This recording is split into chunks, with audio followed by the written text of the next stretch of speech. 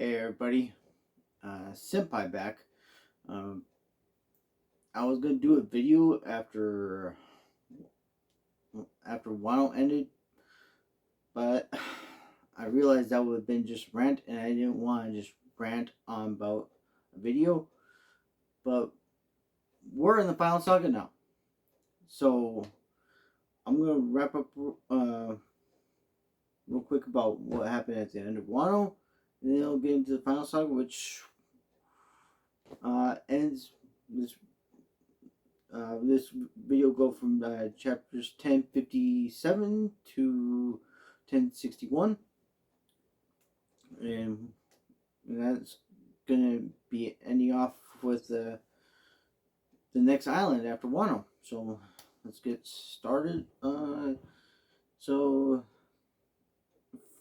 Chapter 1057 was titled "The End," and the Battle of Onigashima is being told as a story in a kind of like a Rakugo format. I think, I'm not sure if it's Rakugo format. It might be something else. But regardless, it's being told as a entertainment piece, but highly educational too. And while Yamato, Kinemon, and Momonosuke are on their way to meet the Straw Hats, Yamato reveals that she's not going with them, and she's going to wander around the land of Wano, just like how Odin did. Which, that is a part that really pissed me off. I was really pissed. Once I read that, I was just thinking, are you fucking serious? And I'm not going to really go into the whole tangent about that. So, but I was upset. I still kind of am upset because I was banking on everything that Yamato was going to join. All the clues were there. So now, if Yamato were to join the crew, it's probably not going to be until the end of the series, which would be too late. So, yeah, that's so. Anyways, after they meet up with the Straw Hats one last time, Luffy gives Momonosuke a giant flag. It's I can't even begin to tell you how big it is. It's like the biggest flag I've ever seen in my life. Now there might be some giant flags like this somewhere in the world, but I never seen one this big. It's basically like a blanket. I guess that's one way, but I mean, I think it's even bigger. Yeah, it's big, even bigger than a blanket. It's huge. It's massive. It's a massive flag.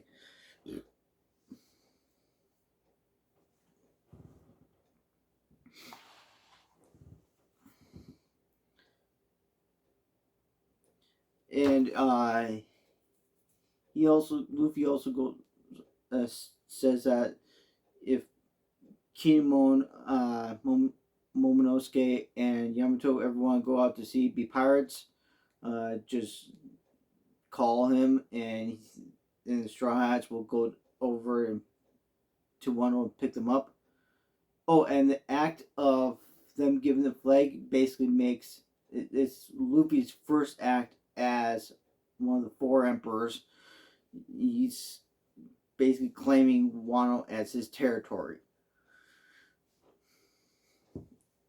So there's that, but Kinemon, Momonosuke, and Yamato do have a formal invitation to join the crew, and with Kinemon and Momonosuke's join later, if they do join later, that would be fine with me. I'm just upset that Yamato's if Yamato joins later, it'd be too late. The series would be over. As they're leaving, Nami says formal port is in Hakumai, and Kid comments about that. Yeah, it's a good idea for them to take the formal port because it is safe and secure. And he laughs at Luffy and Law. And so Luffy and Law get really upset about this, and they're not taking this standing down. They're taking this as a direct challenge as to their pride as captains. So they go off the edge of the waterfall down into the ocean below, which is probably about a mile or two, I would say. I really don't know, but it's definitely really high. So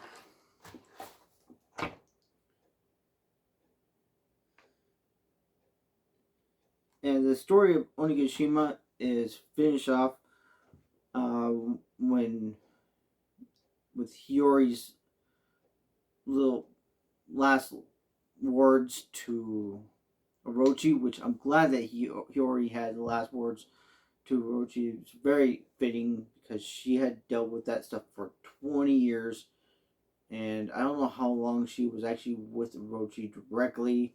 Those 20 years, probably a few years. But the whole thing, her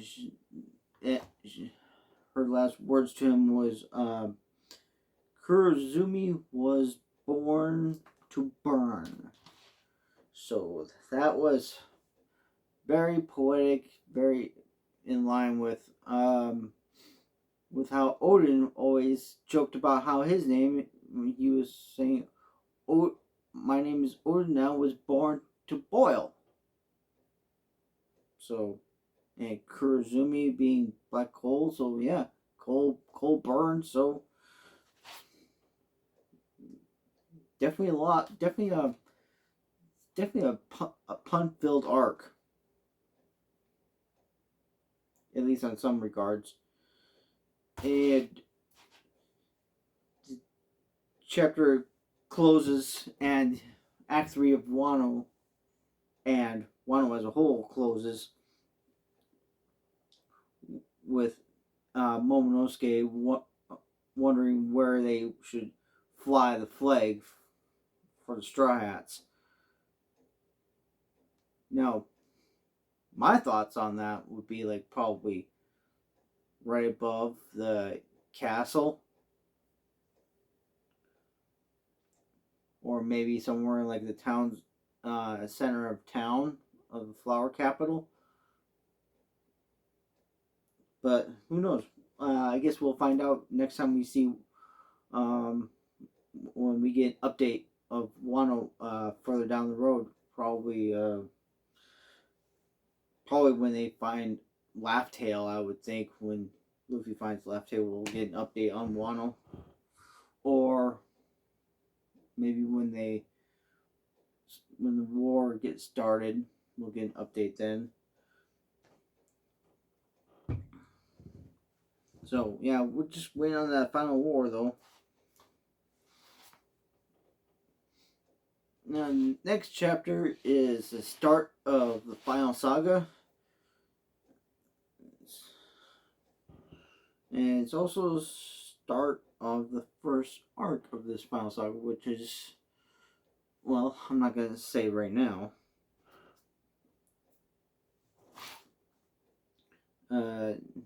Anyways, Nami has Luffy caged up. Oh, yeah, the chapter is called New Emperors. I think, yep, New Emperors.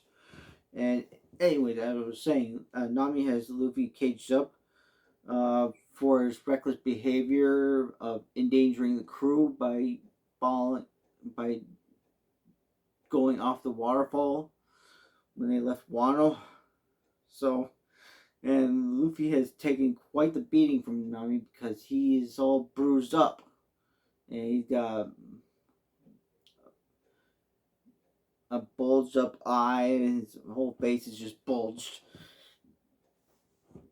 So, I guess, don't. Oh, and I guess, Nami also, yells at Jinbei and tells him not to coddle Luffy. And well, I guess this is also where Nami has Conqueror's Haki confirmed, because it shows whole things about like we see with Conqueror's Haki, like we did with Shanks. Now I know this is for comedic effect, but I guess people were joking about the whole thing with Zoro back when it was hinted that he was have Conqueror's Haki. So, and she's part of the King of the Pirates crew, so it makes sense. I'll be willing to buy into that. And then Robin gets a paper that has their new bounties, and they are also listed as, since Luffy is now one of the 4 emperors, his crew are known as his 9 senior officers above the Grand Fleet. So I can't wait to see how that would go. But anyways, their bounties are all different from what I predicted. And real quick to what I predicted Chopper's bounty at 300. I predicted Nami would be 516 million. Broke at 283 million. Frankie at 544 million. Robin at 830 million. Usopp at 400 million. Zoro at 1.82 billion. Sanji at 1.53 billion. Jinbei 638 million. And of course I predicted Luffy at 5 billion, but we already know that he's at 3 billion. So I highballed and lowballed some of these depending on the characters. Now, those were my predictions. Now, their true bounties after the events of Wano is Chopper is got a 1,000 berry bounty, which is higher than what I calculated or estimated. And he's also now listed as the crew's doctor, but he's also listed as a pet. So I don't know how someone could be a doctor and a pet at the same time. So I don't know what goes on in the government's mind or the Marines' mind. And he is still known as Cotton Candy Lover, which I barely see him with cotton candy, honestly. The next 4 crew members just got an association fee, which I thought only 2 would get an association fee, but it looks like 4 did. Nami got up to 366 million, which she's listed as a navigator, and she's known as a cap burglar Nami, which hasn't changed. Brook has a bounty of 383 million, and he's listed as a musician and Soul King. That has not changed either. Frankie is at 394 million, and he's listed as shipwright and cyborg, which that has not changed, except Frankie's bounty poster is now has the Sunny as a picture, which is kind of weird. Oh, and the funny thing about Nami is she asked if she could collect on her bounty, on her own bounty. So I wonder how she would actually go about that. I mean, I could probably the only thing I could probably think of is that she would pretend to turn herself in, and then she would break out and grab the money that that she's worth. So, but that would be funny if that was actually if that actually did happen.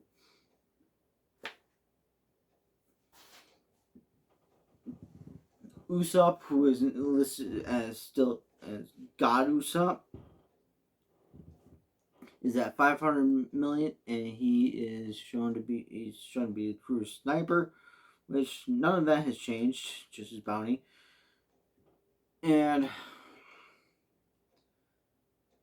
that's all the. So those all got 300 million association fees,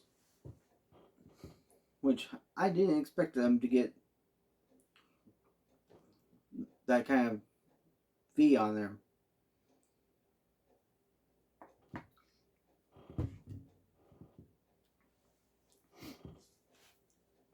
Robin is still listed as a demon child. She's got finally respect put to her name. She's at 930 million. I was honestly gonna be very disappointed if she was less than this, because the world government wanted to capture her towards the end of Wano, and the crew now has 3 poneglyphs, road poneglyphs, by the way. So with 3 road poneglyphs, they just need 1 more, and they can find Laugh Tale.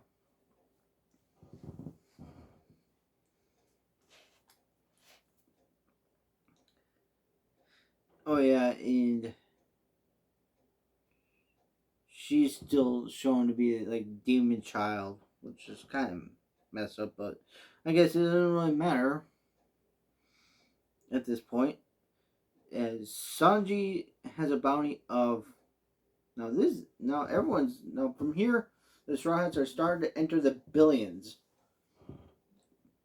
Sanji has a bounty of 1,032,000,000. And he is the crew's cook, of course, and he's known as Black Lake Sanji. And it seems like they got rid of the Vinsmoke from his name. Maybe. I'm not sure about that. I mean, other people have said that Vinsmoke was removed, but we'll see if we ever actually see his bounty poster. I would find it somewhat strange if they got rid of the Vinsmoke name.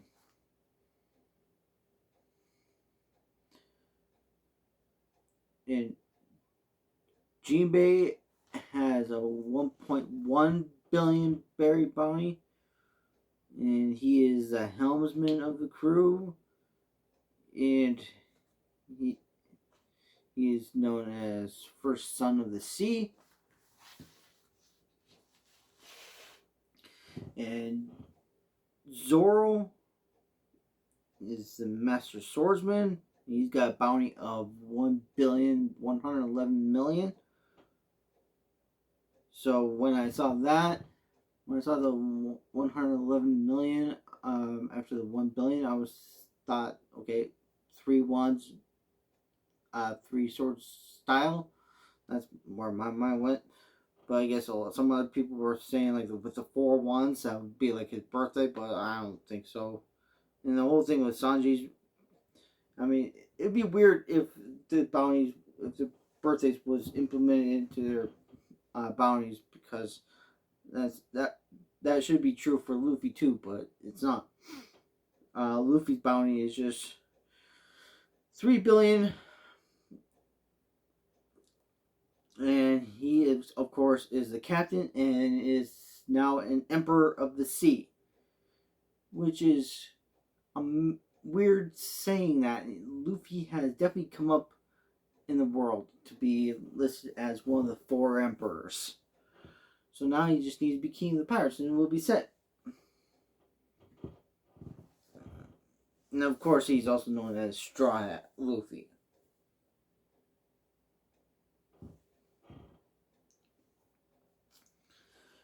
And after learning those bounties, we get the origins of the Cross Guild, which Crocodile goes over, contacts Mihawk after the seven warlords are dismantled, or whatever the word they use.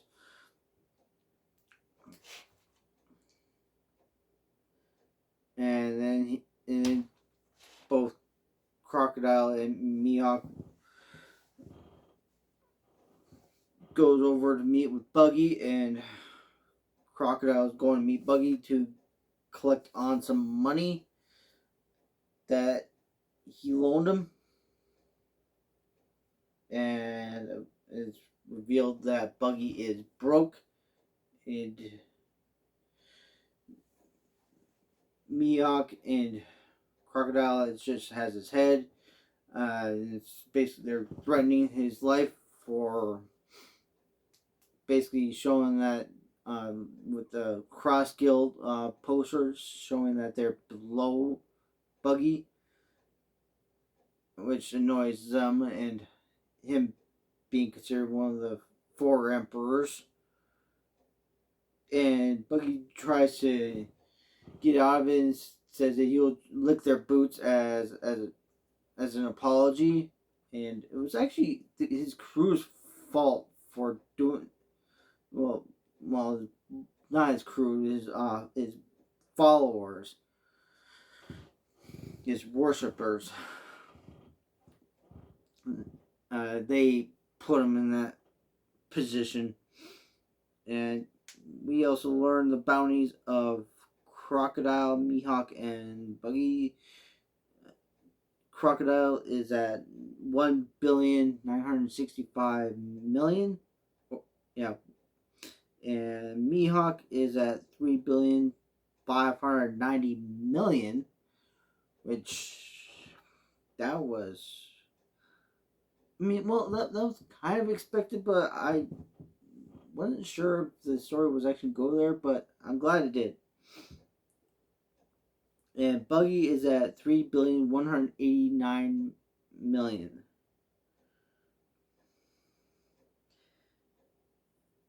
Anyways, Mihawk and Crocodile agree to let Buggy take the spotlight, because if he becomes inconvenient for them, he could just get rid of him at any point. Now, at Kamabaka, the revolutionaries are all talking about Sabo, about the news about him killing Cobra, and Dragon says that if that news is true, there will be a reckoning between them and Sabo.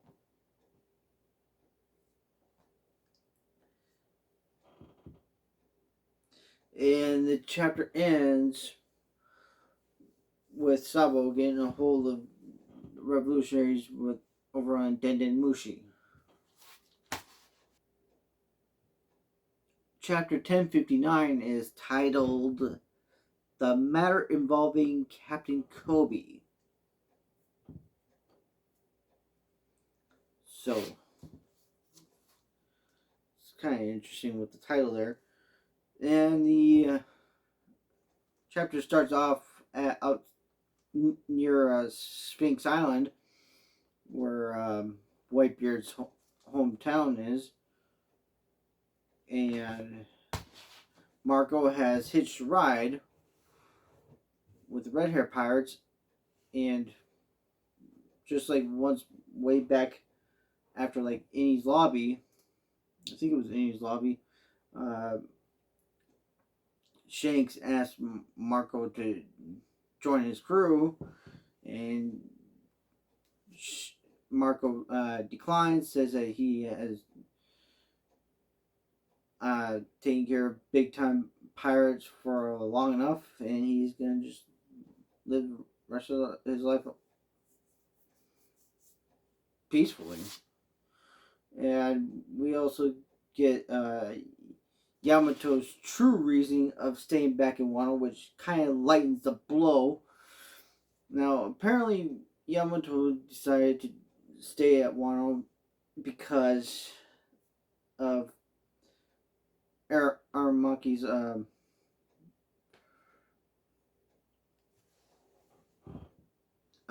assault on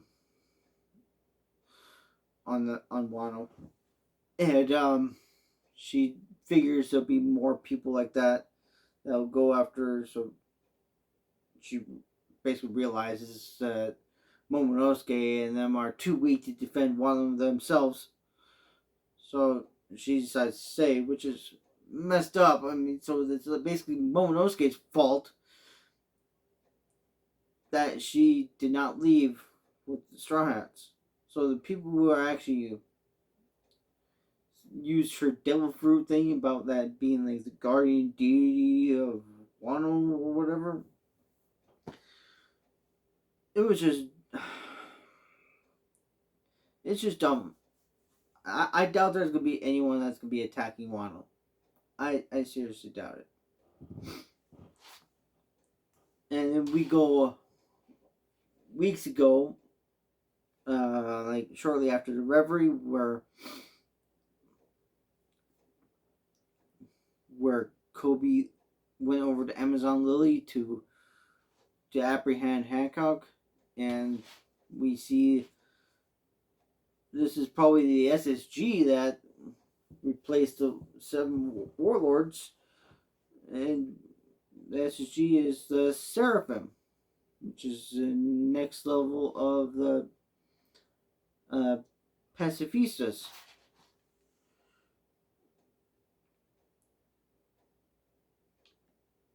And Blackbeard also invades with I think it's Vascasha and Carrie Devon.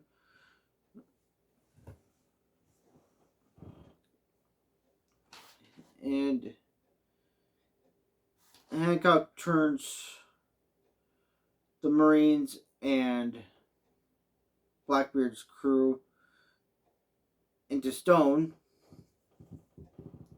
And we find out here bounties for Hancock and Blackbeard. Hancock has a bounty of 1,659,000,000, and she's listed as a pirate empress. So,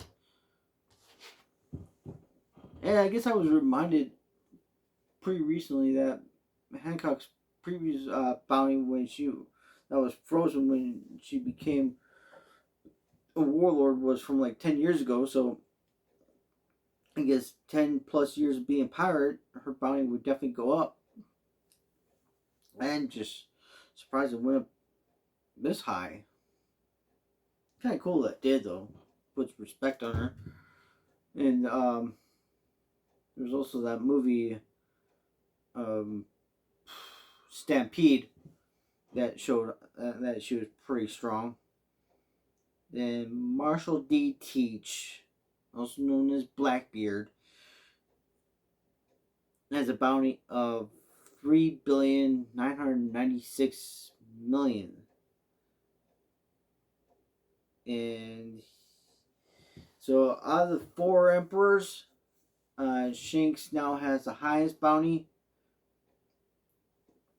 Blackbeard has the second highest. Buggy barely beats Luffy, but Buggy has the third highest. And then Luffy is the lowest, the 4 emperors. Then we finally see like how the whole fight at Amazon Lily stopped, and how Hancock survived that whole ordeal, Rayleigh stops.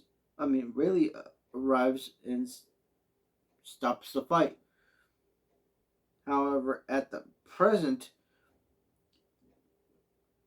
Rayleigh reveals that he would have never been able to beat Blackbeard since he's gotten so old, so he's gotten weak. So I guess Rayleigh's reputation was just enough to scare Blackbeard away. So it's a good thing that Blackbeard didn't call his bluff. Otherwise, things would have turned out very differently. And it makes me wonder if Rayleigh's gonna die before the end. Oh, well, I wouldn't be shocked. Dryad died. I guess, well, Master Roshi died, but it doesn't really count because he was brought back. And so, mentors seem to die. It seems to be a thing, maybe. I don't know. I haven't seen every shonen, but I think that's a common thing. And Shaki, this is probably the biggest reveal of the chapter to me, is that Shaki was an empress of Amazon Lily 2 generations ago, which kind of makes sense when I think about it.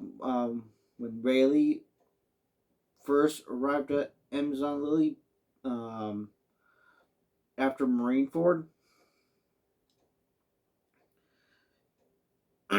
So he basically got there basically because of Shaki.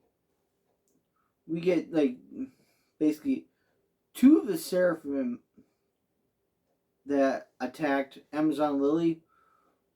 One was shown to be a younger Hancock, and the other one was Mihawk.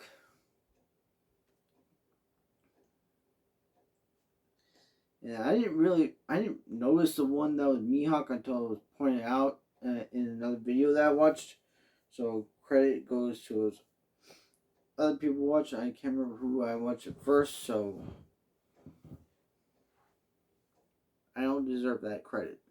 1059 ended with it being shown that Kobe was kidnapped by Blackbeard, which is, I wonder if that was intentional or if it really was a kidnap. Anyways, chapter 1060. As far as I'm concerned, the title is a lie.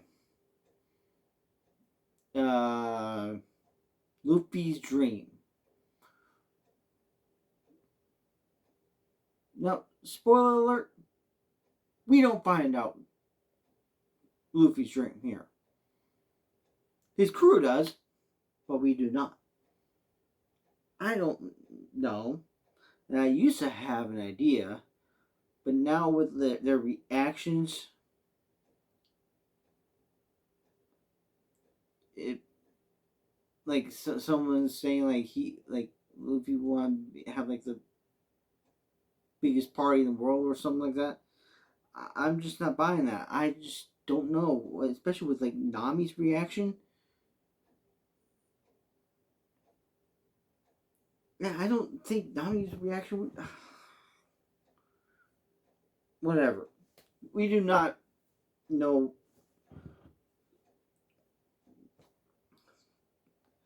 Luffy's dream. So I'm moving on.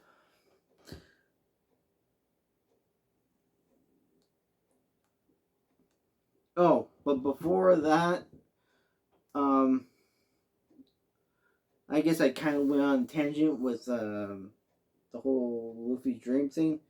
But before that was brought up, the crew did react to the news about Sabo and Vivi, about Sabo killing Cobra, and a lot of the crew not believing that would actually happen, and they're worried about Vivi being safe. And Zoro says that she's a strong woman, so she should be fine. But I'm starting to wonder myself. I have some fears that she might be uh, imprisoned by Eam. I'm hoping that's not the case. Or brainwashed by Eam. Oh god, that would be even worse.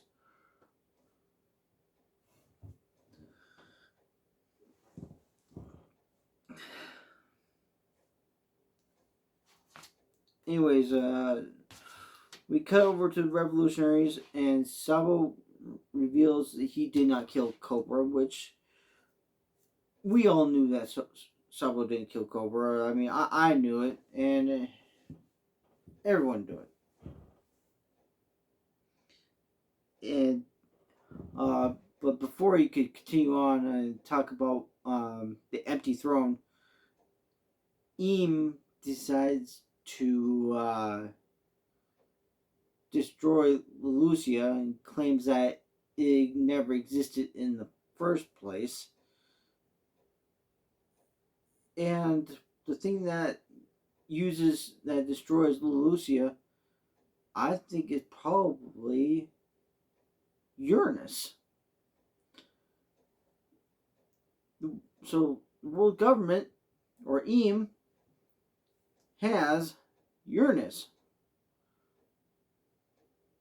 And it's probably how God Valley was destroyed. Now, the thing about Laugh Tale, about that not being destroyed, I'm guessing, since I'm sure some people are probably going to be thinking about that, I think Laugh Tale has defenses that protects against this weapon. Anyways, the Straw Hats notice a warm eddy, and they also notice that someone is inside, and Zoro cuts the eddy in half, and Bonnie comes falling out, and she is revealed to have a bounty of 320 million.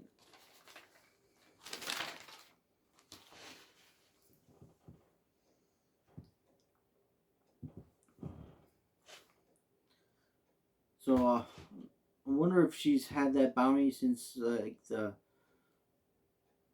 beginning of the time skip, or if she recently got that bounty. But I don't know. Now this is where we're going. This is where the arc is. The chapter is titled Future Island Egghead.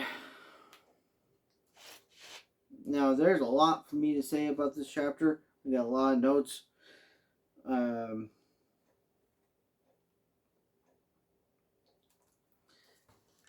First of all, after Bonnie is saved, she points out there's like a giant shark down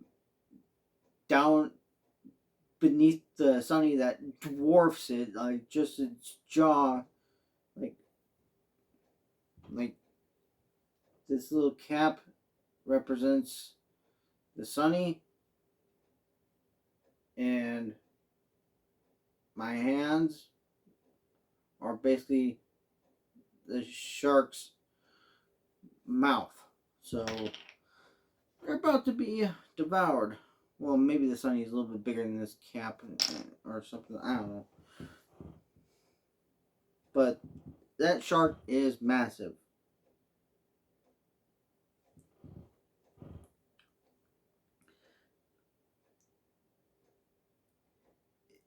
Anyways, Luffy, Chopper, and Bonnie fall into the ocean, and Jinbei dives in after them.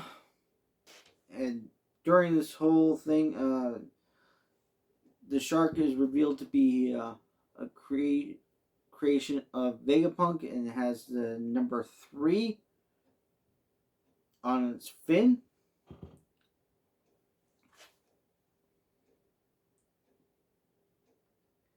And then a giant mech also appears and knocks out the.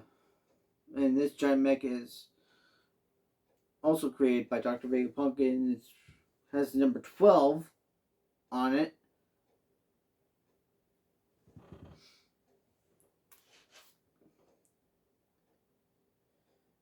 And it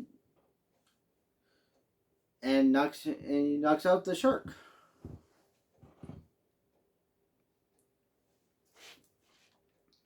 And now we go an island that's near Egghead at one of the marine bases, G14, which is led by Admiral Dahl, or Vice Admiral Dahl. Sorry.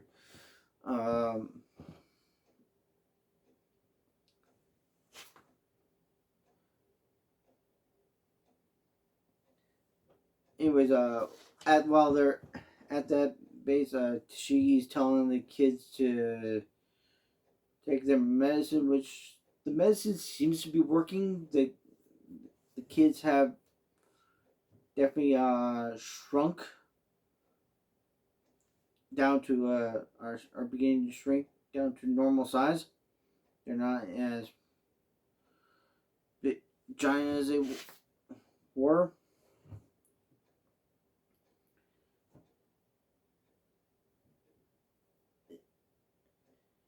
And over here we get like new members of Sword that are revealed. We get a girl named Commander Hibari, and Helmeppo is shown to be a member of Sword, and he's Lieutenant Commander. I don't know if he got a promotion or whatever, but I think he might have kept that rank since the last time we saw him. I'm pretty sure he hasn't gone up in rank. And they are begging Rear Admiral Prince Groose to go and rescue Kobe. And Prince Groose says that they can't, because there's a reason why Blackbeard's Island is known as full lead, because of getting all the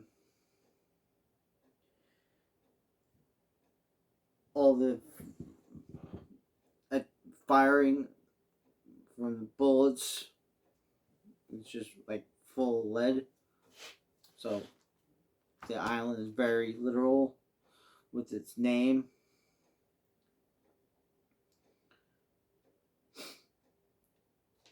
And we cut back over to Bonnie, and she reminds Luffy that she is one of the worst generation, and she asks while they're also drying off their clothes, which, I mean, this is freaking like probably like one of the hottest scenes we've had in a while. Probably ever since Zoro slept with Hiyori. That was a thing.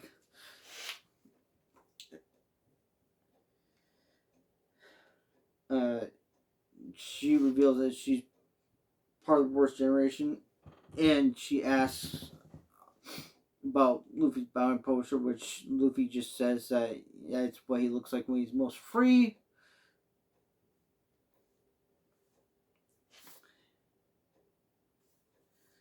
And she tells him that they are on that since they are all hungry, and Luffy's always hungry, and I guess Bonnie's also hungry too because she's known as the glutton.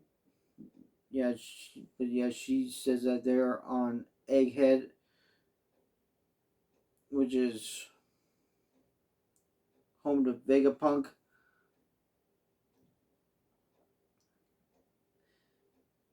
And she has business with him. And back at the Sunny, we get the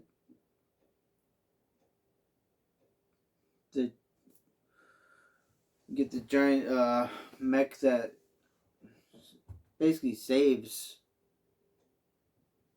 the straw hats, and a woman comes out of the cockpit and compliments about how it's difficult to control the urges of living things, and she introduces herself as Dr. Vegapunk. Now, with the stuff that we've had about Dr. Vegapunk before, like it being said that Vegapunk is said to be an old man, I think this could be one of two things in my mind. This is either Vegapunk put his consciousness into a younger body, create a younger body, or well, actually, one of three things. This could be like Vegapunk's granddaughter, and this is the least likely scenario, but it could be like an android or something controlled by Vegapunk.